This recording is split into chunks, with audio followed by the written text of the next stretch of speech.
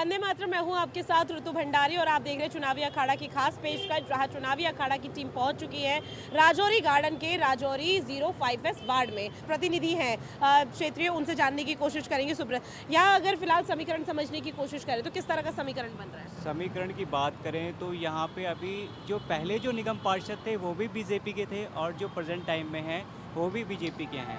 और इस बार भी बात करें तो आम आदमी पार्टी भी अपना रुतबा दिखा रही है कि हाँ, इस बार आम आदमी पार्टी का कैंडिडेट यहाँ पे होगा, जो कि काफ़ी दमखम लगा के रखा हुआ है कि इस बार वो जीत हासिल करे। लेकिन कहीं ना कहीं जो केजरीवाल सरकार ने अपनी शराब नीति जो अपनाई है उसको देखते हुए यहाँ के जो लोग हैं उन्होंने गुस्सा जाहिर किया है और शायद इस बार भी आम आदमी पार्टी को नकार दें। और बात करें कांग्रेस की तो कांग्रेस तो अभी कहीं दिख नहीं रही है, तो कहीं ना कहीं बीजेपी ही इस बार फिर से ऐसा लग रहा है कि आएगी। बिल्कुल, बीजेपी का कब्जा है और ऐसे में दावे वादों के साथ साथ ये भी माना जा रहा है कि बीजेपी एक बार फिर सत्ता में यहाँ पर काबिज हो सकती है, क्योंकि राजनीतिक दलों की तरफ से अलग अलग रणनीति अपनाई जा रही है। और इस बीच यहाँ पर कई लोग मौजूद हैं जिनसे जानने की हम कोशिश करते हैं। बीजेपी की तरफ से यहाँ पर देखिए, दिल्ली सरकार की विनाशकारी शराब नीति पर जनमत, यानी कि शराब नीति को लेकर किस तरह से यहाँ पर आक्रोश निकलता हुआ नजर आ रहा है, इसे मुद्दा बनाया जा रहा है, इसके बारे में जानने की कोशिश करेंगे। सर, सबसे पहले तो एमसीडी इलेक्शन को क्या देखते हैं? एमसीडी में बीजेपी की जीत है, क्योंकि इनकी नीतियाँ ही बड़ी बेकार है। केजरीवाल साहब हर बार कह रहे जी एमसीडी में भी केजरीवाल, क्या एमसीडी में केजरीवाल आके फिर से धांधली मचाने वाले हैं? उसको जनता बर्दाश्त नहीं करेगी, क्योंकि गली गली में ठेके, गली गली में धांधलियाँ चल रही हैं। इतने परसेंटेज 12% आप दे रहे हो ठेकेदारों को, ये कहाँ से ला रहे हो? ये जनता का पैसा है भाई साहब, अपने पास से दे रहे हो। कब तक खजाना लुटाते रहोगे? पहले विकास की बातें होती थी, अब मुफ्त बिजली पानी की बातें होती हैं। मुद्दे क्या देखते हैं? मुद्दे देखते हैं आप। सबसे पहले तो यही मुद्दा है जो आज हम लेके बैठे हैं, शराब नीति। और आज जितनी भी जनता से हमने यहाँ पे आपके सामने ये हस्ताक्षर कराए हैं, सारी जनता यही बिल्कुल इसी बात से सहमत है कि ये शराब नीति ये जो लाए हैं ये बिल्कुल बेकार है। और शराब नीति को लेकर यहाँ पर आक्रोश देखा जा रहा है। बिल्कुल देखा जा रहा है। आप यहीं पे इसी लाइन में देखेंगी तो 3 ठेके लगातार खुले हैं, 3 मॉल, और मॉल खोल दिया उन्होंने बड़े बड़े, इस तरीके से कि हाँ जी, जहाँ लोगों को ऐसा लगे कि हमें शर्म नहीं आ रही। पर ये कोई, मेरे हिसाब से शर्म का ही काम है, ये कोई बढ़ाई का काम तो कर नहीं रहे वो।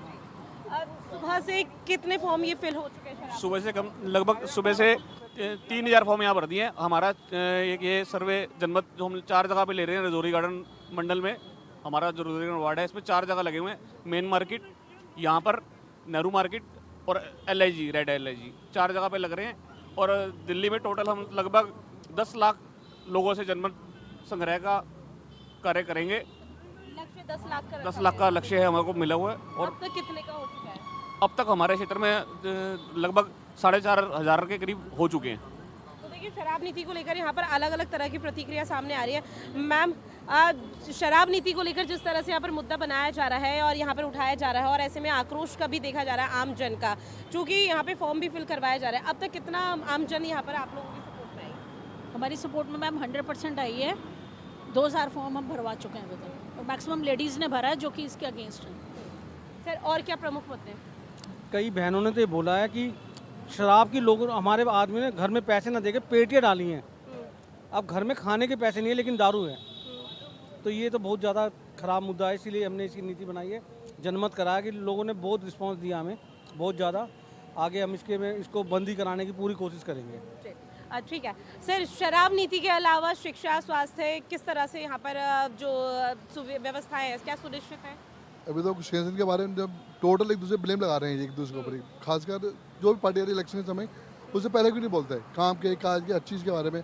अब जगह दोनों दारू खोलेगी, ये शराब खोल रखे, जो बच्चा पीना स्टार्ट करते हैं दारू की चीज़ को, ये नहीं होना चाहिए।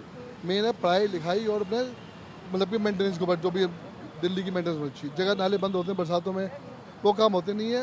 अब नए नए काम भी स्टार्ट हो रहे हैं लोगों के। वापस तो जिम्मेदार किसे समझ रहे हैं? हाँ जी, जिम्मेदार दोनों को, पब्लिक भी और नेता भी। एक रिएक्शन और कि यहाँ पर जिस तरह से आम आदमी पार्टी या फिर कोई भी राजनीतिक दल हो, कई बड़े दावे वादे कर देता है, लेकिन इस बीच अगर कूड़ा या फिर कुछ इस तरह की बातों को, मुद्दों को उठाया जाए तो इसमें क्या जनता भी जिम्मेदार है? नहीं, जनता भी जिम्मेदार है, मुफ्त के चक्कर में जनता भी जिम्मेदार है। हम कह रहे हैं स्कूल बताओ, एक नया स्कूल कोई बनाया हो। उन्हीं पुराने स्कूलों को तुम ठीक कर रहे हो, तुम कह रहे हो हमने पढ़ाई ये कर दी। हमें तो इतना ऐसा लगता नहीं है कुछ भी। स्वास्थ्य का क्या कुछ हमारे यहाँ पर मोहल्ला क्लिनिक बनाया आम आदमी पार्टी ने? यहाँ पर कोई मोहल्ला क्लिनिक है, आसपास देखो आप, कोई मोहल्ला क्लिनिक नहीं है। जहाँ मतलब ये मोहल्ला क्लिनिक का जो राजा गार्डन में मोहल्ला क्लिनिक खोला है, वहाँ ये मतलब खोलो है नहीं, तुक नहीं बनता है बिल्कुल भी। कॉलोनी खोलना चाहिए जहाँ लोग जाएँ। रोड में क्या खुल क्या फायदा चीज़ में, मेन रोड के ऊपर एक बंदा नहीं होता, खाली पड़ा हुआ है मोहल्ला क्लिनिक। चाहे कुछ भी राजनीतिक दलों की तरफ से दावे वादे किए जाए, लेकिन उन दावे वादों को अमली जामा किस तरह से पहनाना है, ये यहाँ पर एक महत्वपूर्ण है। मैम एक रिएक्शन लेना चाहेंगे, आप बस का वेट कर रहे हैं। बस में यहाँ महिला की जो आवाजाही है वो यहाँ पर फिलहाल दिल्ली सरकार ने फ्री की हुई है, इसे किस तरह से आप देखती हैं? ठीक है, वैसे तो मिल जाती है बस। तो आप खुश हैं इस तरह की नीति से? आप मैम एक रिएक्शन आपसे भी लेंगे कि किस तरह से एमसीडी इलेक्शन को आप देख रहे हैं? मैं क्या बोलूँ? कोई महत्वपूर्ण मुद्दा, क्योंकि आप घरेलू महिलाएं और ऐसे में जो घर की महिलाएं होती हैं उन्हें बहुत अच्छे तरीके से पता रहता है सड़क नाली बिजली पानी क्या सही से सरकार की तरफ से दी जा रही है सुविधा या नहीं। हाँ, हमारे यहाँ तो दी जा रही है। मेरे सहयोगी राजकुमार चौधरी जी भी यहाँ पर मौजूद है। सर यहाँ भी मिला जुला असर देखने को मिला है और ऐसे में हमने जो बीजेपी कार्यकर्ताओं से बात करने की कोशिश की, उनकी तरफ से भी यहाँ पर समझने की हमने कोशिश की। शराब नीति को ही यहाँ पर आगे बढ़ाया जा रहा है, तो क्या ये मानकर चला जाए कि बीजेपी इसे एक मुद्दा बनाती हुई सिर्फ नजर आ रही है चुनाव के एजेंडे के लिहाज से? नहीं, तो इसमें कोई दो राय नहीं है। देखिए, शराब तो दिल्ली में मुद्दा बनता हुआ दिख रहा है और स्वाभाविक सी बात है, क्योंकि जिस तरीके की व्यवस्था बनी, चाहे वो बनी किन्हीं भी परिस्थितियों में हो, क्योंकि हालात और परिस्थिति ऐसे बन गए कि अब कई बार क्या होता है कि कई बार एक फैसला ऐसा हो जाता है कि आगे बढ़ के फैसले पे कई बार पीछे हटना बड़ा मुश्किल होता है। और कहीं भी, क्योंकि शराब एक ऐसा माध्यम है जिससे बहुत बड़ा रेवेन्यू मिलता है, उस रेवेन्यू का पैसा सड़कों में भी खर्च होता है, उस रेवेन्यू का पैसा और व्यवस्थाओं में भी खर्च होता है। तो स्वाभाविक सी बात है कि ये तो एक मुद्दा बनता हुआ दिखा है। लेकिन इन क्षेत्रों में, स्वास्थ्य के क्षेत्र में, शिक्षा के क्षेत्र में, बिजली के क्षेत्र में कितना काम हुआ है और ट्रांसपोर्टेशन की जो व्यवस्था है, क्योंकि महिलाओं को जिस तरीके से फ्री में ट्रांसपोर्ट की जो व्यवस्था उपलब्ध कराई गई है, ये बहुत सारे मुद्दे होंगे। लेकिन उसके अलावा जो लोकल जो पॉलिटिशियन होंगे, जो लोकल जो उम्मीदवार होंगे, वो भी बहुत मायने रखते हैं। कुछ और लोग भी मौजूद हैं, इनसे भी रिएक्शन ले सकते हैं। सर एक रिएक्शन आपसे भी लेंगे, क्योंकि मुद्दे यहाँ पर बहुत सारे हैं एमसीडी के, तो एमसीडी के इलेक्शन में आप किस तरह के महत्वपूर्ण मुद्दों को देखते हैं?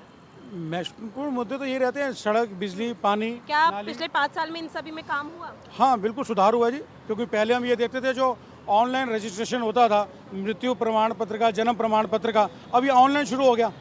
और जो एमसीडी जो लाइसेंस जो पहले लेने होते थे कमर्शियल दुकानदारों के लिए, मैं भी एक दुकानदार हूँ, तो पहले वो लाइसेंस जो मुझे ऑनलाइन नहीं मिलता था, अब मुझे ऑनलाइन मिल रहा है। ऑनलाइन लेने से जो क्या है कि मेरे को जो पहले पैसे देने पड़ते थे वो घूसखोरी बंद होगी।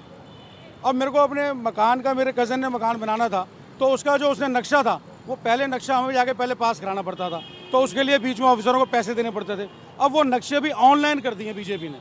जब ये चीज़ें ऑनलाइन कर दी हैं मोदी जी के आने के बाद, ये सारा सिस्टम शुरू हो गया है, तो ये सब चीज़ें सुधार जो है एमसीडी में चल रहे हैं, तो हम ये चाहेंगे ये सुधार निरंतर चलते रहें।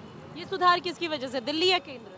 ये केंद्र का तो प्रभाव पड़ेगा, बट नेचुरल है। जब हमारा राजा ही एक नेक इंसानियत का होगा तो उसका प्रभाव नीचे पड़ेगा। अब दिल्ली सरकार को किस तरह दिल्ली सरकार के अंदर अब केजरीवाल आया, उसने कहा कि मैं बसों में मार्शल भी दूंगा और बसें मैं फ्री करूंगा, तो पता चला जहाँ 6000 बसें थी आज वो 3500 बसें रह गई हैं।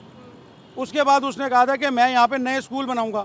आज हर जगह एडवर्टाइजमेंट है कि स्कूलों में सुधार हो गया, लेकिन नया स्कूल एक तो बताए जो उसने एक नया स्कूल बनाया हो। उसके बाद उसने यूनिवर्सिटी की बात करी, यूनिवर्सिटी कौन सी डेवलप करी, कौन सी एक नई यूनिवर्सिटी थी। मतलब बातें तो बहुत सारी करी, लेकिन उसका क्या करा? आज एक उसने हमें शराब नीति दे दी, जहाँ दिल्ली के अंदर ठेके सिर्फ 249 950 हुआ करते थे, आज वो ठेकों की संख्या 840 हो गई है।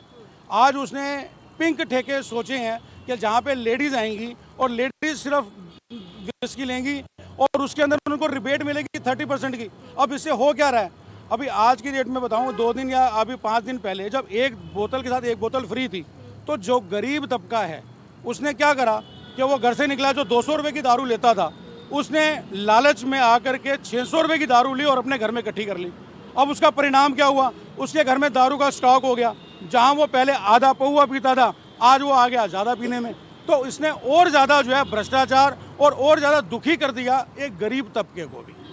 सर शराब नीति को सर आप कैसे देख रहे हैं, क्योंकि आपने बहुत से चुनाव देखे होंगे और इस दौरान देखा जा रहा है शराब नीति नहीं है, जहर नीति है, सबको मारने की नीति है, सब मर जाएंगे लोग अगर ऐसे ही लगातार पीते रहे। लोगों के घर में जाके देखो, कहते हैं कमाने नहीं जा रहे, बोतलें इकट्ठी कर रहे हैं, सब लोग ये हो रहा है जी। एक तरफ की दिल्ली की सरकार कह रही है कि दिल्ली का जो रोल मॉडल है वो पंजाब, उत्तराखंड, उत्तर प्रदेश, अगर सरकार सत्ता पे काबिज होती है तो उतारेगी, और वहाँ पंजाब में नशा मुक्त अभियान चलाया जा रहा है और दिल्ली में यहाँ पर दिल्ली में शराब का सब बढ़ाया जा रहा है। बताइए, मुफ्त दी जा रही है, 3 जा रही है उसी रेट पे, कहाँ से आई है बताइए? प्रोडक्शन कहाँ से हुई इनकी, ये बताओ मुझे, प्रोडक्शन कहाँ से हुई शराब की? कहते हैं जो पुराने दुकानदार थे, जो पिछले थे ठेकेदार, उनके पास शराब फालतू पड़ी थी जो बिकी नहीं थी, वो इन्होंने 3 करके लोगों को बिकवाई। बदलाव की बयार बहनी चाहिए। हाँ जी, बदलाव की बयार बहनी बिहार की बिल्कुल हटनी चाहिए, ये तो नीति हटनी चाहिए, हर हालत में हटनी चाहिए। देखो साफ बात है। मैं एक बात कहना चाहूँगी, जैसे हमें यहाँ पे जनमत लेना पड़ रहा है, मैं सिर्फ ये कहना चाहूँगी कि जो देश के जनहित के लिए काम करेगा वही देश पे राज करेगा, सीधी सी बात है। राजकुमार जी देखें, शराब नीति को लेकर यहाँ पर एक जिस तरह से अभी तक समझने की कोशिश की गई, समीकरण सिर्फ आम आदमी पार्टी के अगेंस्ट जाते हुए नजर आ रहे हैं, कोई भी उनके हित में नहीं है। ऐसे में एक रिएक्शन आपसे लूँगी कि जो भी सर्वे जिस तरह से तमाम एजेंसी, तमाम चैनलों की तरफ से लिए जा रहे हैं, ये आम आदमी पार्टी के लोग भी देखते होंगे, तो ऐसे में क्या लगता है कि चुनाव से पहले किसी भी तरह का कोई बड़ा बदलाव यहाँ पर किया जा सकता है उनकी तरफ? बिल्कुल, निश्चित तौर पर आम आदमी पार्टी को अब स्वाभाविक तौर पर भारतीय जनता पार्टी को भी सोचना पड़ेगा, क्योंकि ये लोकल इलेक्शन है और इसमें कैंडिडेट जो होगा वो बहुत मायने रखता है। और देखो, जातिगत चीज़ें दिल्ली में नहीं चल पाती हैं, क्योंकि जिस तरीके से हम उत्तर प्रदेश के चुनाव कवर करके आए तो बहुत सारे इलाकों में ये पता होता है कि कौन सा बाहुल्यता है किस जाति की, लेकिन दिल्ली जो है वो मिक्सअप है।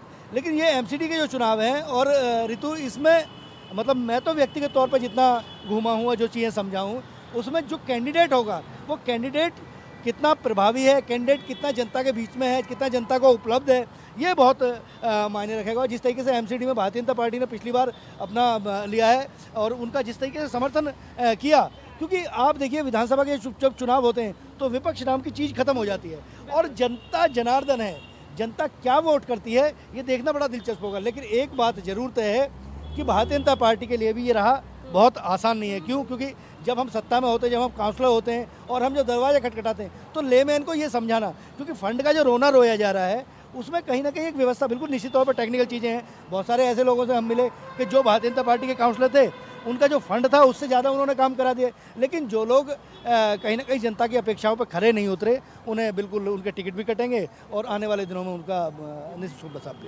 बिल्कुल, चुनाव विधानसभा का हो, लोकसभा का हो या फिर किसी भी चीज़ का, और हर जगह ये देखा जाता है कि हिंदुत्व का मुद्दा या फिर जातीय समीकरण बनते बिगड़ते हैं तो उस पर उठाया जाता है। चूंकि ये एमसीडी इलेक्शन है, एमसीडी इलेक्शन हर आम जन के हित के लिए है, जो मूलभूत सुविधाओं से लोग वंचित है, चाहे सड़क हो, नाली हो, बिजली, पानी हो। इसका पिछले 5 साल में विकास हुआ या नहीं हुआ, इसको लेकर अब आगे क्षेत्रीय जनता अपने क्षेत्रीय मुद्दों को किस तरह से देखती है कि विकास अगले 5 साल में होता है या नहीं, ये देखना महत्वपूर्ण होगा।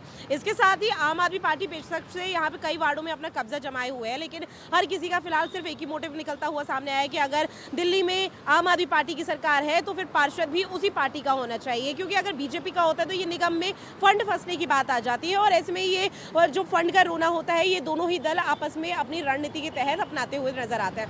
अब आगे आने वाली रणनीति तमाम राजनीतिक दलों की किस तरह से होगी ये देखना महत्वपूर्ण होगा। हमारी खास पेशकश में फिलहाल के लिए इतना ही। आप बने रहिए नेटवर्क 10 के साथ। जय हिंद।